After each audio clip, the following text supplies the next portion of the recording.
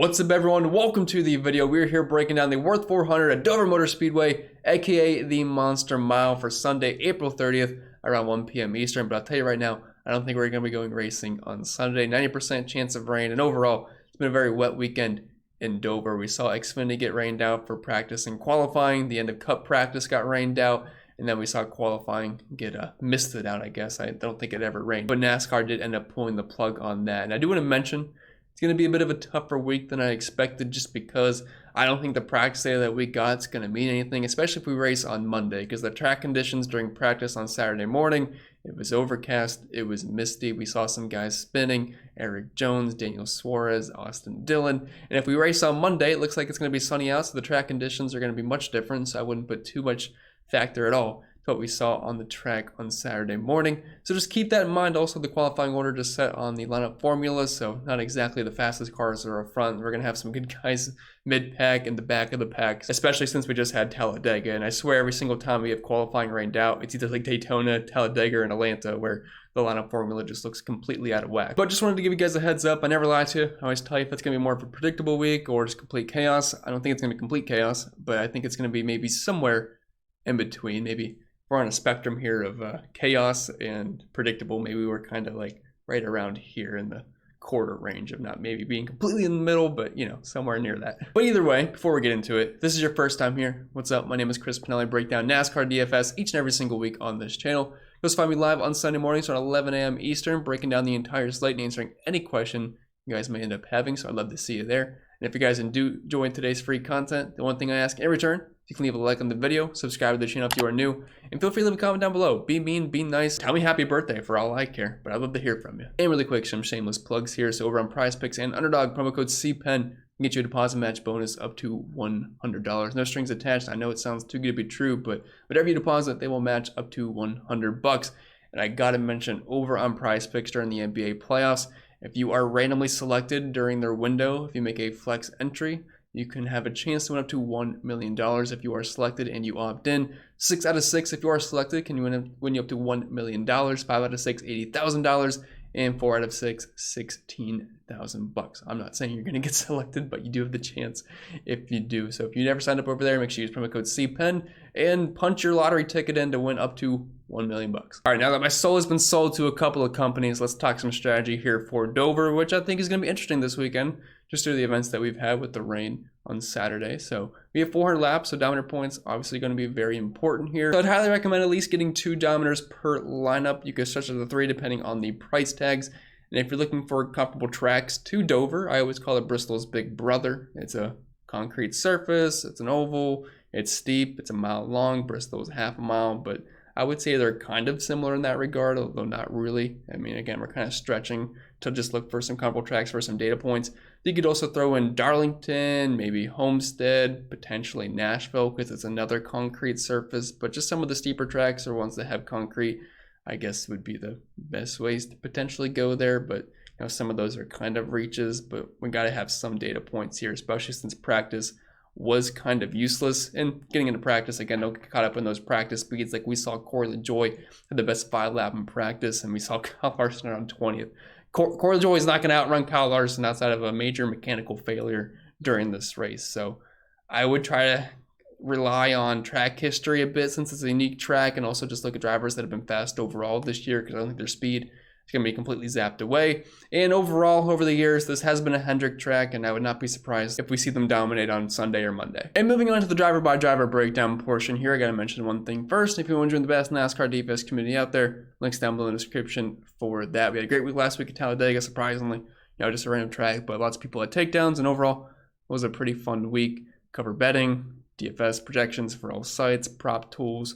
I do my articles, simulations, scores, optimizer, ownership projections, all that fun stuff. Links down below in the description for that. If you want to join in the Discord community, which we're in there 24/7, got a couple hundred people, and I'd be more than happy to have you.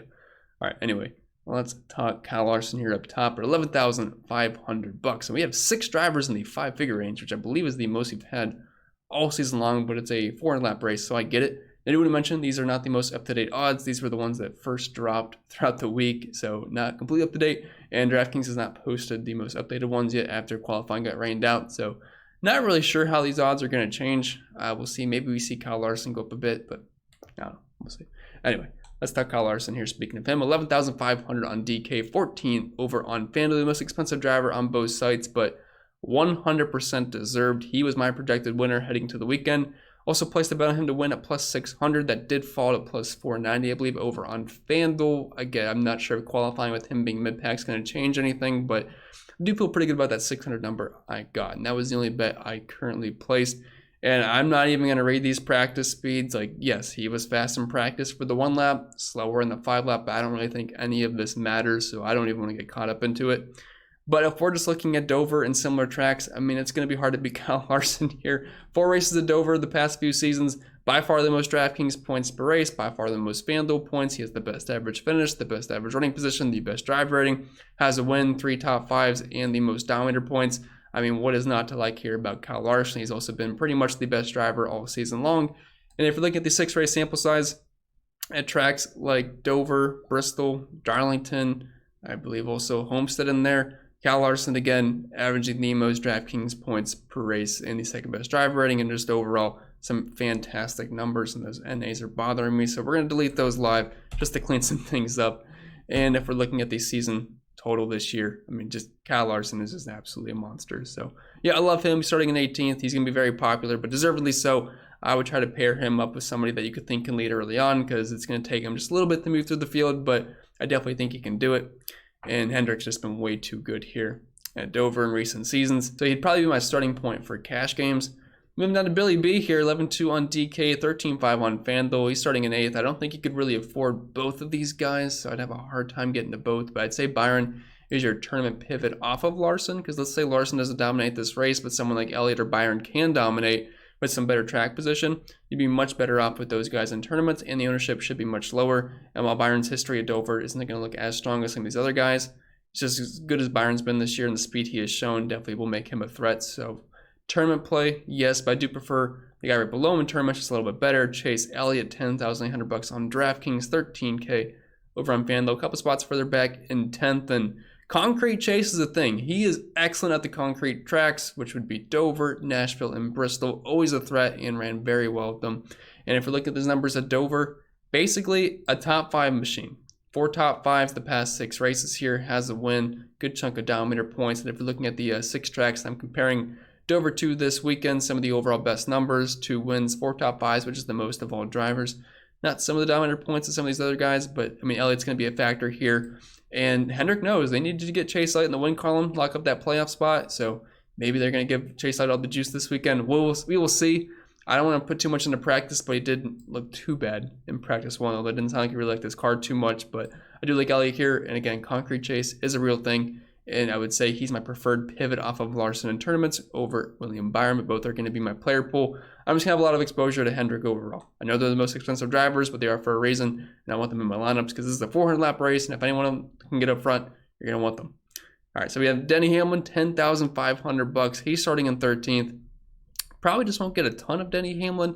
He was really fast here, but don't forget, he went down pit road, then his tire beat him off of pit road and just really couldn't recover during the race. I don't think he's going to be terrible, but again, I'm going to prefer the Hendrick drivers over Hamlin, and I can't just play all the expensive 10K drivers, so I'll probably be a little bit lower on him. I'll have some sprinkle exposure sure in tournaments, but I would do prefer the likes of Chase Elliott, William Byron over Denny this week. Then we have Christopher Bell, $10,300. He's going to be starting in 2nd here. It's good here in the Xfinity Series, and also some of these comparable tracks. I mean, Bell does not have some bad numbers at all. He's actually averaging the 2nd most DraftKings points per race, the most FanDuel points, best average finish, one of the best running positions, and overall, some pretty good numbers. And I wouldn't be too surprised if he dominated over Kyle Busch early on. The thing is, though, I mean, we're pretty much guaranteed for a competition caution, which is going to shake up the field a little bit. So these guys starting up front, no guarantee they just keep the lead and set sail for stage 1, because we're going to have to come down pit road, because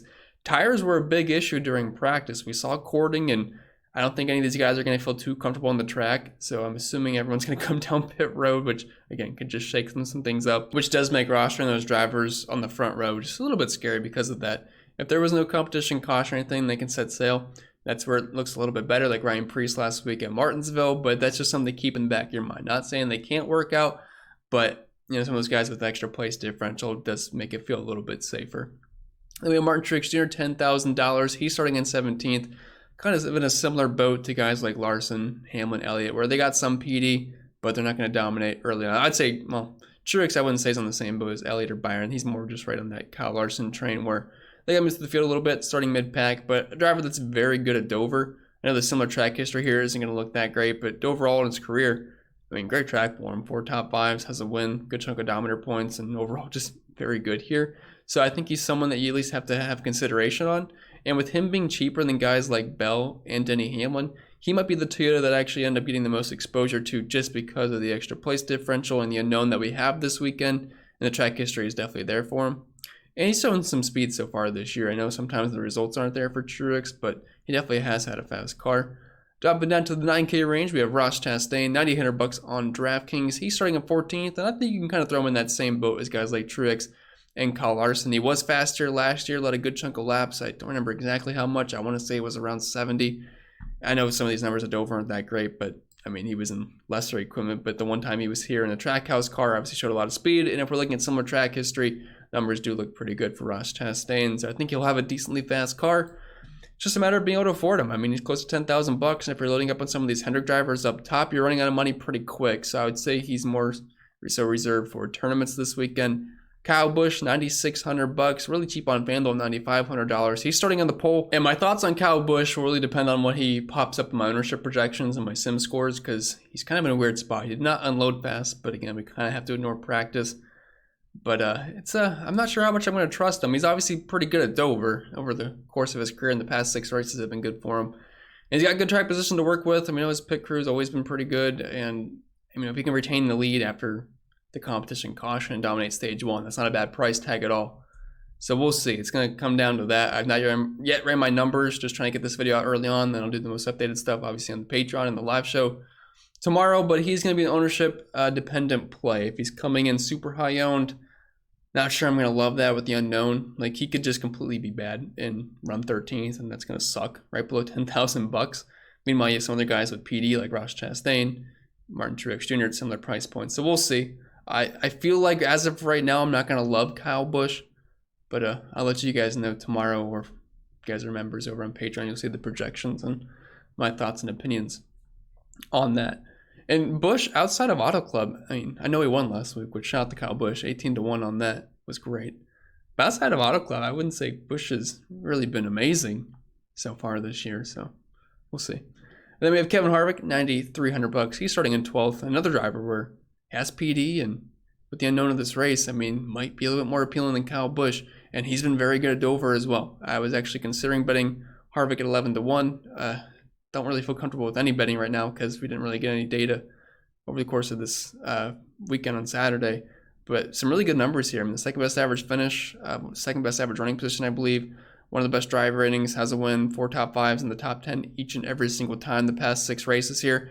And a good chunk of odometer points. And Kevin Harvick's obviously been great this year, just extremely consistent if we're looking at his overall numbers this season. 5 race sample size that we're looking at. Average running position of 8th, 3 top 5s, 4 top 10s, which is tied for the most of all drivers.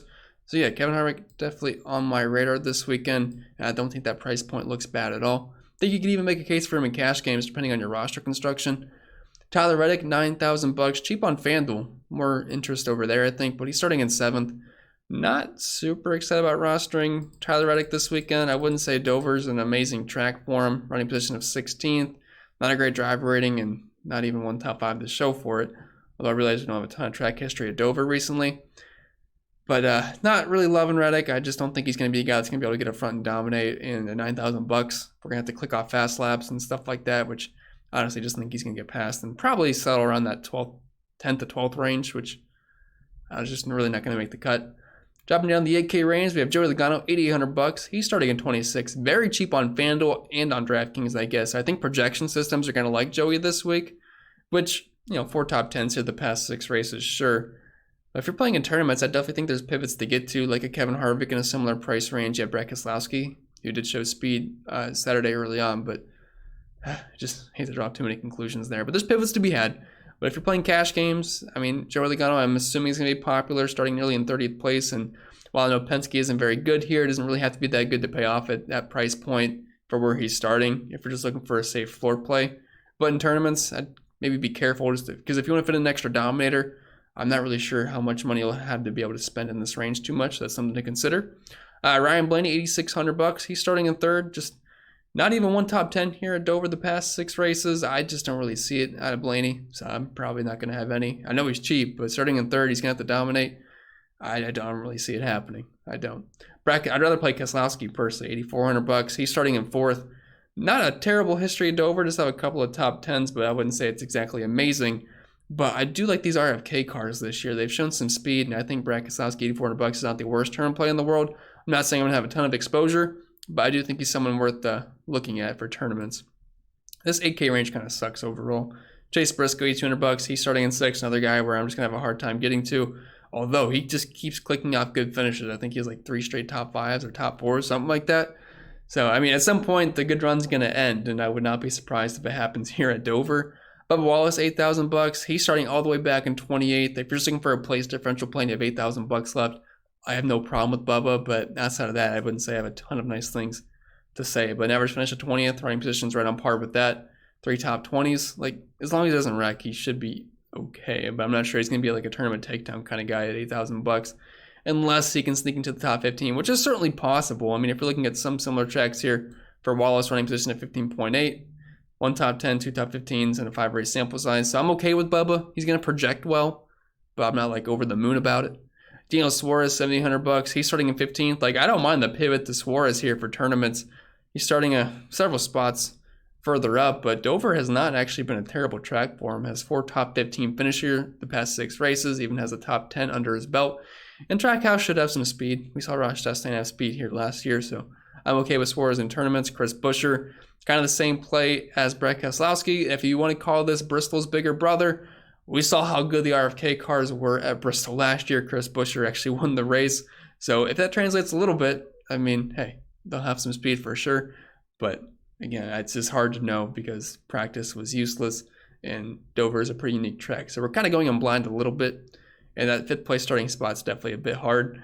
Then we have Josh Berry, $7,500. He's starting in 23rd. If you're looking at Xfinity, Josh Berry, pretty good at Dover. Has 2 races here, 2 top 5s, and a win under his belt.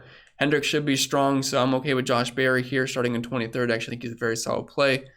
Ricky Stenhouse Jr., Hunter in my Discord. I'll give him a shout out here. So we call Chase Elliott the Concrete King, but Ricky Stenhouse is the Concrete Prince. He's actually not too bad here as a top 5, 2 top 10s, 4 top 20s. The problem is he's starting at 9, so it makes it very hard to want to roster him, but I think in tournaments, maybe take a flyer on him if you're building 20 max or 150, maybe get him in one lineup or 2, just to take a stab there in case he has another pretty good run. Ty Gibbs, $7,100. He's starting in 24th, basically a top 10 machine, and honestly, he was kind of contending for the win there at the end of Talladega. Don't really look at these rankings. I wouldn't say they're up to date. I haven't even looked at the preliminary stuff, so don't get caught up in those. But Ty Gibbs, I mean, starting in 24th, I don't think he's the worst play in the world. The price is coming up, but in the 7K range. But I think it's deserved. He's definitely overcame some issues he had early on in the season, so I don't hate Ty Gibbs. Ryan Preece, he's starting in 30th. It's probably going to be a very chalky play. You just kind of need him to not wreck and shouldn't ruin your day, so I'd expect high ownership on him. Austin Cindric, I'm not in love with. We have 1 race here. I think he finished at last.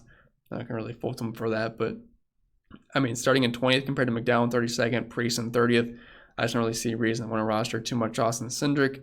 Michael McDowell, another just cheap guy that's starting in the back of the pack. He had an issue at Talladega, so just going to get stuck in the back here for this race through the lineup formula, but I'm fine with a lot of Michael McDowell. Eric Almirola, I mean, he's not terrible here, but I'm not in love with it either. Probably going to finish around where he starts, which is not that appealing.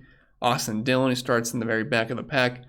Not the worst driver at Dover. I mean, average finish of 16.3, running position of 16.2. Some numbers are Almirola, but he starts 27 spots further back, or 17 spots further back, so why not just go there? He's definitely going to be very popular for cash games at that price point, and arguably might be the highest owned driver in the field, maybe not named Kyle Larson. Eric Jones, he's starting at 11, $6,100. No, thank you. I know we're not looking at practice speeds, but the Legacy Motor Club cars were dead last, and they just have had no speed at all this year, so I will happily have 0 Eric Jones. He also took a spin as well. Allmendinger, $6,000 and 29, just another driver in the back that's going to have PD upside, so he's fine for some exposure. Todd Gillen would be my favorite of the cheap guys here, starting in 35th, and he's been on a magical run the past month now. At some point, it's going to end, but starting in 35th. As long as he does not wreck, he's going to contend for a top 25. Haley finished 11th here last year. He could be your pivot off of Gilliland. Just really all these guys are fine. Like LaJoy, Burton, Gregson's iffy. I mean, they're just so slow. But I would say my favorite of this 5K bunch, obviously Gilliland. I like LaJoy. Haley's fine.